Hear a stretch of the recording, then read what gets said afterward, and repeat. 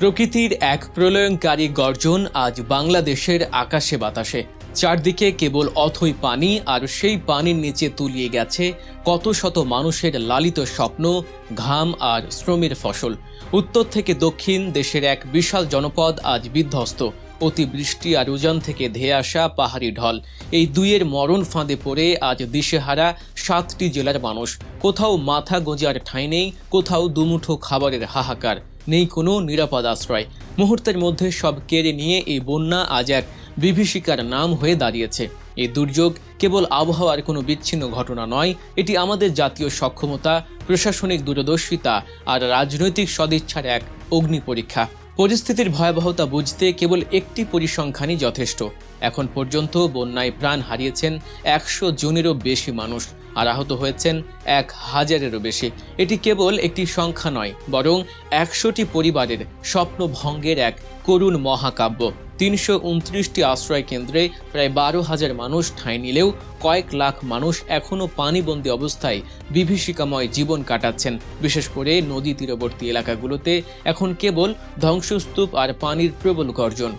আবহাওয়া দফতর ও বন্যা পূর্বাভাস কেন্দ্রের তথ্য অনুযায়ী পরিস্থিতি উন্নতির পরিবর্তে অবনতির দিকেই যাচ্ছে। আগামী 24 ঘন্টার মধ্যে দেশের আরও নতুন নতুন জেলা প্লাবিত হওয়ার আশঙ্কাও তৈরি হয়েছে।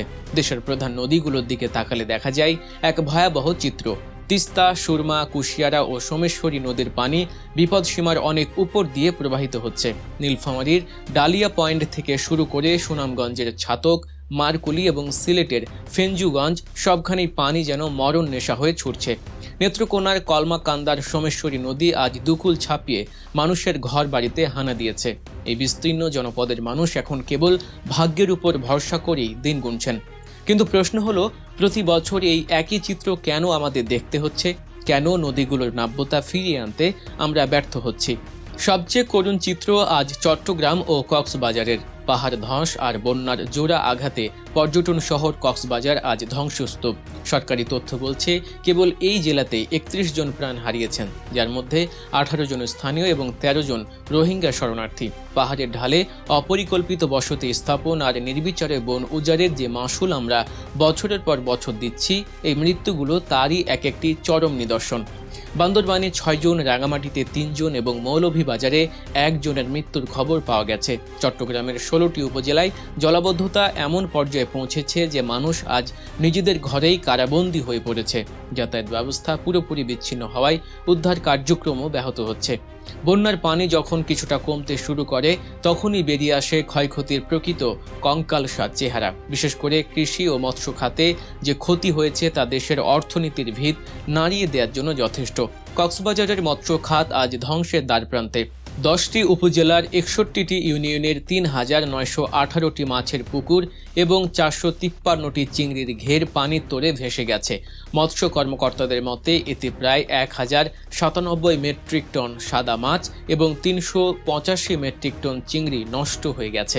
সেই সঙ্গে 5.5 কোটির বেশি মাছের পোনা হারিয়ে গেছে। সব মিলিয়ে মৎস্য খাতে ক্ষতির পরিমাণ 46 কোটি টাকারও বেশি। এই ক্ষতি কেবল চাষিদের নয়, এটি আগামী দিনের খাদ্য নিরাপত্তার জন্য এক বড় হুমকি।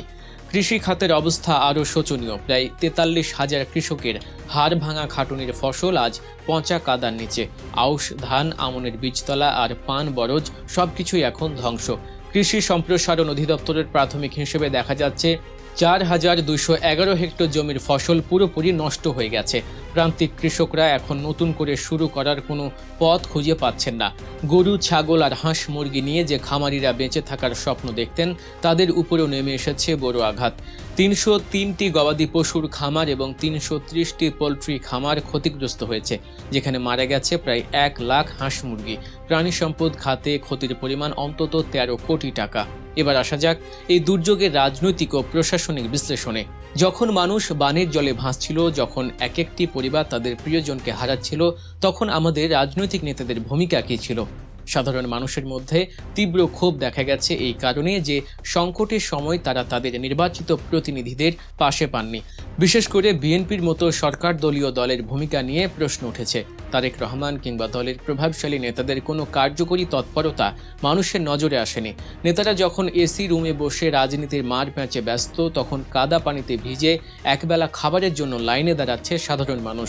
রাজনৈতিক দলগুলো যদি কেবল ভোটের সময় জনগণের কথা বলে আর বিপদের সময় হাত গুটিয়ে বসে থাকে, তবে সেই রাজনীতির উপযোগিতা নিয়ে প্রশ্ন ওঠা স্বাভাবিক।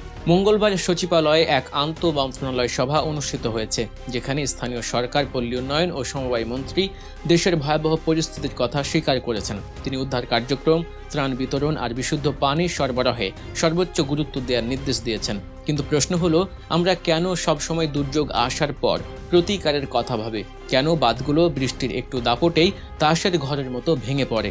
কেন আমাদের ড্রেজিং ব্যবস্থা কেবল কাগজে কলমে সীমাবদ্ধ থাকে? এই জবাবদিহিতা করার কি কেউ নেই? দুর্নীতির ঘুণ পোকা যদি আমাদের বাঁধগুলো আর নদীগুলোকে খেয়ে ফেলে, তবে প্রকৃতি তার প্রতিশোধ নেবেই। বন্যা পরবর্তী পরিস্থিতি আরও ভয়াবহ হওয়ার প্রবল সম্ভাবনা রয়েছে। পানিবাহিত রোগ যেমন ডায়রিয়া, চর্মরোগ আর কলেরার প্রাদুর্ভাব এখন সময়ের ব্যাপার মাত্র। যদি দ্রুত বিশুদ্ধ পানি এবং প্রয়োজনীয় ঔষধ সরবরাহ করা না যায়, তবে মৃত্যুর মিছিল আরও দীর্ঘ হবে। ক্ষতিগ্রস্ত রাস্তাঘাট আর সেতু মেরামত না করলে যাতায়াত ব্যবস্থা স্বাভাবিক হবে না, যার সরাসরি প্রভাব পড়বে নিত্যপণ্যের বাজারে। দ্রব্যমূল্যের ঊর্ধ্বগতি এমনিতে সাধারণ মানুষের নাভিশ্বাস তুলছে। এই বন্যা পরিস্থিতি সেই আগুনে ঘি ঢেলে দেওয়ার মতো কাজ করবে। শিক্ষা প্রতিষ্ঠানগুলো সংস্কার না করলে হাজার হাজার শিক্ষার্থীর পড়াশোনা ব্যাহত হবে, যা দীর্ঘমেয়াদে এক বড় ক্ষতি। বন্যা কবলিত এলাকার মানুষ আজ সব হারিয়ে রিক্ত। যাদের এক সময় গোলা ভরা ধান আর পুকুর ভরা মাছ ছিল, তারা আজ এক মুঠো মুড়ির জন্য অন্যের দিকে হাত বাড়িয়ে আছে। এ দৃশ্য কেবল বেদনার নয়, এটি আমাদের উন্নয়নের গালভরা গল্পের পেছনের এক রূঢ় বাস্তবতা। প্রকৃতির উপর আমাদের নিয়ন্ত্রণ নেই ঠিকই, কিন্তু দুর্যোগ মোকাবিলায় সঠিক পরিকল্পনা, স্বচ্ছতা আর জবাবদিহিতা আমাদের হাতেই আছে। ভারত থেকে আসা পানির চাপ সামলানোর কূটনৈতিক তৎপরতা কিংবা দেশের নদীগুলোর নাব্যতা ফিরিয়ে আনা, এই বিষয়গুলো নিয়ে দীর্ঘমেয়াদী কাজ না করলে আমাদের এই দুর্দশার কোনো শেষ নেই। এই মহাবিপদে আমাদের বড় শক্তি হতে পারে জাতীয় ঐক্য আর মানবিকতা। আজ যারা পানিতে ভাসছে তারা আমাদেরই ভাই বোন, তারা কোনো দলের নয়, তারা এই দেশের সন্তান। মানবিকতাই হোক আমাদের মূল চালিকা শক্তি। কেবল সরকারের সমালোচনা না করে আমরাও যদি ব্যক্তিগতভাবে বা ছোট ছোট দলের মাধ্যমে সাহায্যের হাত বাড়িয়ে দিই, তবে হয়তো কোনো এক অসহায় মায়ের মুখে হাসি ফুটবে। আজকের এই সংকটের সময়ে প্রতিটি সচেতন নাগরিকের দায়িত্ব সচেতনতা বাড়ানো এবং একে অপরের পাশে দাঁড়ানো। দর্শক, বন্যা পরিস্থিতির সর্বশেষ খবর এবং এর গভীরে থাকা রাজনৈতিক ও সামাজিক বিশ্লেষণগুলো সঠিক ও বস্তুনিষ্ঠভাবে জানতে আমাদের সঙ্গেই থাকুন। এই ভিডিওটি যদি আপনার কাছে তথ্যবহুল এবং গুরুত্বপূর্ণ মনে হয়, তবে এখনই এটি শেয়ার করুন। আপনার একটি শেয়ার হয়তো আরও অনেক মানুষকে পরিস্থিতি সম্পর্কে সতর্ক করতে পারে এবং দুর্গতদের সহায়তায় উদ্বুদ্ধ করতে পারে। দেশের বর্তমান অবস্থা ও জনগুরুত্বপূর্ণ সব খবর এবং বিশ্লেষণ সবার আগে পেতে গল্প নিউজ চ্যানেলটি সাবস্ক্রাইব করে বেল আইকনটিতে ক্লিক করে রাখুন। সবাই সাবধানে থাকুন, নিরাপদ থাকুন এবং বন্যা দুর্গতদের প্রতি সহমর্মী হন। আল্লাহ হাফেজ।